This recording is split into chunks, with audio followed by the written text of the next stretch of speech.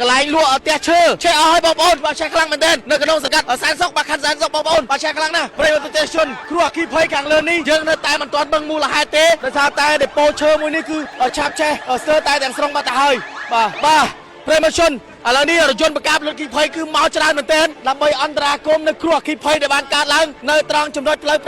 598បាទសង្កាត់ភ្នំពេញថ្មីបាទខណ្ឌសែនសុខផងដែរគ្រោះអគ្គីភ័យខាងលើនេះផ្ទះបងប្អូនប្រជាពលរដ្ឋកន្លែងនេះដូចជាកន្លែងលក់ឈើបងប្អូនបាទ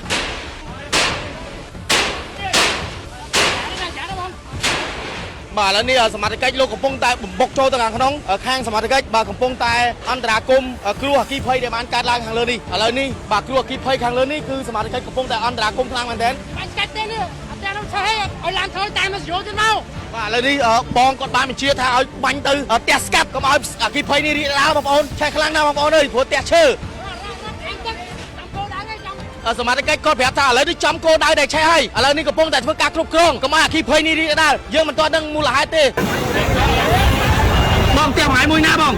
ផ្ទះអ៊ំជួបទៀតនៅស្បឹកទឹកនេះឆេះខ្លាំងណាស់បងមិញអូខ្ញុំមិនដឹងទេបងខ្ញុំនៅឈប់ហាពីអូយបងអើយបងខ្ញុំចាំណាស់ចុះអ៊ំស្រីទៅណាបងគាត់រត់អស់ទៅណាអស់ទៅបងមិនណាគេទៅអីណាងាយខ្ញុំមិននៅនឹងទេមកលក់ឈើលក់អីដែរហ្នឹងអូលក់ឈើហ្នឹងបងណាវាលក់អីហ្នឹងចាប់មុខហ្នឹងអរគុណបងអរគុណចូលរួមសោកស្ដាយផងណាបងណា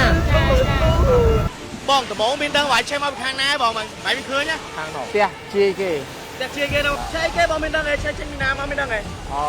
ដឹងផ្ទះជាគេខ្លាំងហ្មងមានអ្នកល្បួនក្នុងហ្នឹងឯងបងមានអ្នកជាប់ក្នុងហ្នឹងឯងអត់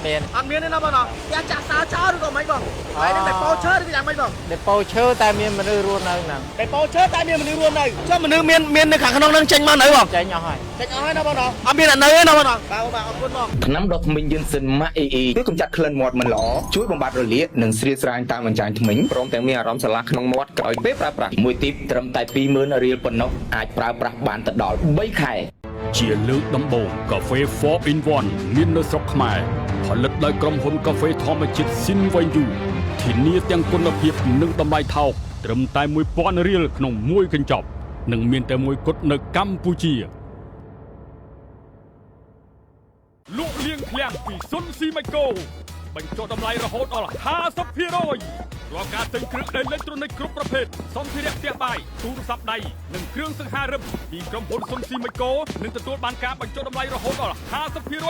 ភ្លាមអនុវត្តចាប់ពីថ្ងៃទី1ដល់ថ្ងៃទី30ខែវិច្ឆិកាឆ្នាំ2025នេះតែប៉ុណ្ណោះរស់ឡើងកុំឲ្យឱកាសដ៏ពិសេសនេះកន្លងហួសទៅឲ្យសោះ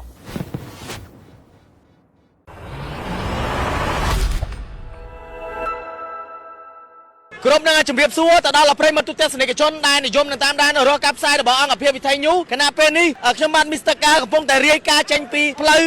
598ដែលគេហៅថាស្តុបតឡោកបែកគឺមានគ្រោះអគ្គីភ័យបានកើតឡើងឆាបឆេះផ្ទះបងប្អូនប្រជាពលរដ្ឋកន្លែងលក់ផ្ទះឈើឆេះអស់ឲ្យបងប្អូនបាទឆេះខ្លាំងមែនទែននៅក្នុងសង្កាត់សែនសុខបាទខណ្ឌសែនសុខបងប្អូនបាទឆេះខ្លាំងណាស់ប្រិយមិត្តទូទាំងជនគ្រោះអគ្គីភ័យខាងលើនេះយើងនៅតែមិនទាន់ដឹងមូលហេតុទេដោយសារតែដេប៉ូឈើមួយនេះគឺឆាបឆេះស្ទើរតែទាំងស្រុងបាត់ទៅហើយបាទប្រិយមិត្តជនឥឡូវនេះរថយន្តបកាបលុតអគ្គីភ័យគឺមកច្រើនមែនទែនដើម្បីអន្តរាគមន៍នៅគ្រោះអគ្គីភ័យដែលបានកើតឡើងនៅត្រង់ចំណុចផ្លូវ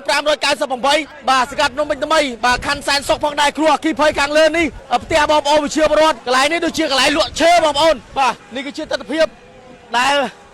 សមាជិកលោកកំពុងអន្តរាគមន៍បាទឥឡូវនេះរថយន្តបកាបលុតអគ្គីភ័យគឺមកច្រើនគ្រឿងមែនទែនបាទនេះគឺជាទស្សនវិជ្ជាដែលនៅទីតាំងចំណុចកាត់ហេតុណាបងប្អូនគឺអគ្គីភ័យកំពុងតែឆាបឆេះផ្ទះបងប្អូនប្រជាពលរដ្ឋបាទច្រើនមែនទែន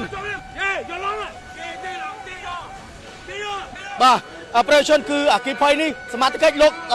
ស្រាមខ្លាំងមែនទែនដើម្បីធ្វើការអន្តរាគមន៍នៅគ្រោះអគ្គីភ័យបាទយើងអត់ទាន់ដឹងមូលហេតុទេបងប្អូនអើយហើយយើងអាណិតម្ចាស់ផ្ទះមែនទែនម្ចាស់ផ្ទះមិនដឹងថាគាត់យ៉ាងណាទេគ្រោះអគ្គីភ័យបានកើតឡើងខាងលើនេះបាទនេះគឺជាដេប៉ូឈើបងប្អូនដេប៉ូឈើនេះគឺជាដេប៉ូកន្លែងផ្ទះកន្លែងគឺលក់ឈើណាបងប្អូនឥឡូវនេះចេះខ្លាំងណាស់បងប្អូនប្រិយមិត្តជនឥឡូវនេះកងកម្លាំងបង្ការពលរដ្ឋអគ្គីភ័យលោកកំពុងតែអន្តរាគមន៍កំពុងតែសង្គ្រោះផ្ទះបងប្អូនប្រជាពលរដ្ឋដែលមានគ្រោះអគ្គីភ័យបានកើតឡើងនៅតាមបណ្ដោយផ្លូវ598ស្ថិតនៅក្នុងសង្កាត់ភ្នំពេញថ្មីខណ្ឌសែនសុខនេះគឺជាទស្សនវិជ្ជាបងប្អូនបាទបាញ់កាច់ទេនេះអត់ទាំងនោះឆេះឲ្យឡើងធ្វើតាមមកយោទៅមកបាទឥឡូវនេះបងគាត់បានបញ្ជាថាឲ្យបាញ់ទៅផ្ទះស្កាត់កុំឲ្យអគ្គីភ័យនេះរីករាលបងប្អូនឆេះខ្លាំងណាស់បងប្អូនអើយព្រោះផ្ទះឈើ សមាជិកគាត់ប្រាប់ថាឥឡូវនេះចំគោលដៅដែលឆេះហើយឥឡូវនេះកំពុងតែធ្វើការគ្រប់គ្រងកុំឲ្យអគ្គិភ័យនេះរីករាលដាលយើងមិនទាន់ដឹងមូលហេតុទេបងម្ចាស់ផ្ទះមែនបងខ្ញុំខាងរដ្ឋបាលខណ្ឌទេបងរដ្ឋបាលខណ្ឌបងដឹងមូលហេតុទេបងមានដឹងទេនៅបងនៅបងនៅពួកកម្លាំងផ្សេងបងប្រាប់បាទបងអរគុណបងយើងអត់ដឹងម្ចាស់ផ្ទះទៅណាទេបងប្អូនបាទដឹងម្ចាស់ផ្ទះទៅណាទេប្រជាជនគ្រោះអគ្គិភ័យនេះគឺសាហាវមែនទែនបងប្អូន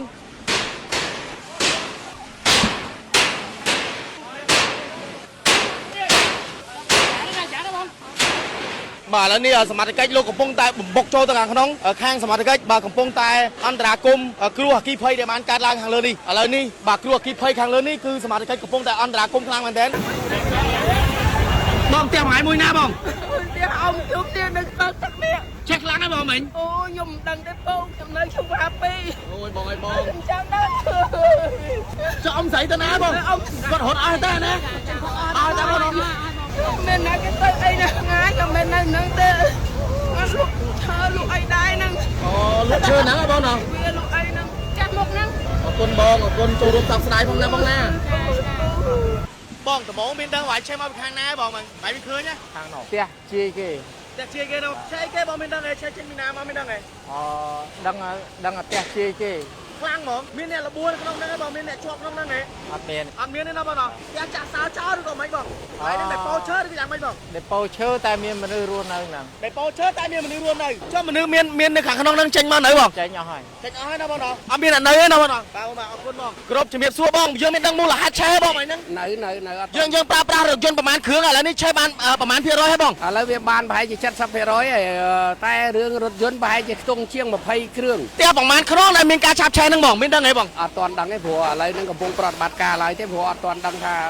ឆេះហ្នឹងមានចំនួនប៉ុន្មានខ្នងមានអ្នកលបួនឬក៏មានអ្នកស្លាប់ទេបងក្នុងនាមបងជាមន្ត្រីអាជ្ញាធរបង្ការពលអគ្គិភ័យនេះឥឡូវកំពុងរុករកអត់ទាន់ដឹងថាយ៉ាងម៉េចទេតើប្រហែលខ្នងបើតាមយើងមើលបឋមបងបឋមប្រហែលជាជាង10ខ្នងហ្នឹងមើលទៅបឋមបាទការគ្រប់គ្រងរបស់អាជ្ញាធរពន្លត់អគ្គិភ័យយើងអាចបានប៉ុន្មានភាគរយបងបាទប្រហែលជា70%ផ្ទះហ្នឹង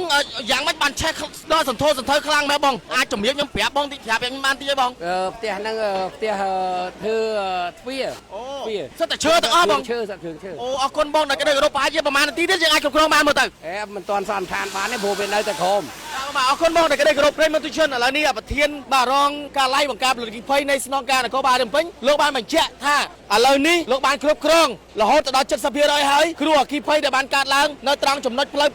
598ដែលស្ថិតនៅក្នុងសង្កាត់ភ្នំពេញថ្មីខណ្ឌសន្តិសុខឥឡូវនេះនៅតែមិនទាន់ដឹងថាមានអ្នករបួសឬក៏មានអ្នកស្លាប់ទេសមត្ថកិច្ចកំពុងតែបើកការស្រាវជ្រាវនិងធ្វើការស៊ើបអង្កេតជុំវិញគ្រោះអគ្គិភ័យដែលបានកើតឡើងនៅត្រង់ចំណុចស្តុបតឡោកបាយនេះតែម្ដងឥឡូវនេះសង្ឃឹមថាសមាជិកលោកកំពុងតែធ្វើការគ្រប់គ្រងដោយសារតែកន្លែងនេះឆេះខ្លាំងដោយសារតែកន្លែងនេះជាងឈើដែលពោឈើបងប្អូនកន្លែងធ្វើឈើអញ្ចឹងគឺងាយស្រួលនឹងការឆាបឆេះឥឡូវនេះសមាជិកលោកបានបញ្ជារថយន្តមកជាច្រើនគ្រឿងគឺ20គ្រឿងដើម្បីធ្វើការគ្រប់គ្រងស្ថានភាពនៃការឆាបឆេះខាងលើនេះឥឡូវនេះគ្រប់គ្រងបាន70%ហើយក្នុងគ្រោះអគ្គិភ័យដែលបានកើតឡើងនៅតាមបណ្ដោយផ្លូវ598ក្នុងសង្កាត់ភ្នំពេញថ្មីខណ្ឌសន្តិសុខផងដែរអរគុណឥឡូវនេះបើសិនជាមានព័ត៌មានបឋមទៀតយើងនឹងធ្វើការអាប់ដេតបន្តទៀតនៅលើគេហទំព័រវិទ្យុ News ផងដែរឥឡូវនេះនៅតែមិនទាន់រកឃើញថាមានអ្នករបួសឬក៏មានអ្នកស្លាប់ឆេះដោយមូលហេតុអីនៅតែមិនទាន់ដឹងទេរងចាំរបាយការណ៍ចេញពីខាងស្នងការនគរបាលរាជធានីភ្នំពេញឬក៏ភេកផ្លូវការរបស់ប្រធានការិយាល័យបង្ការពលអគ្គិភ័យនៃស្នងការនគរបាលរាជធានីភ្នំពេញអរគុណសូមគោរពលា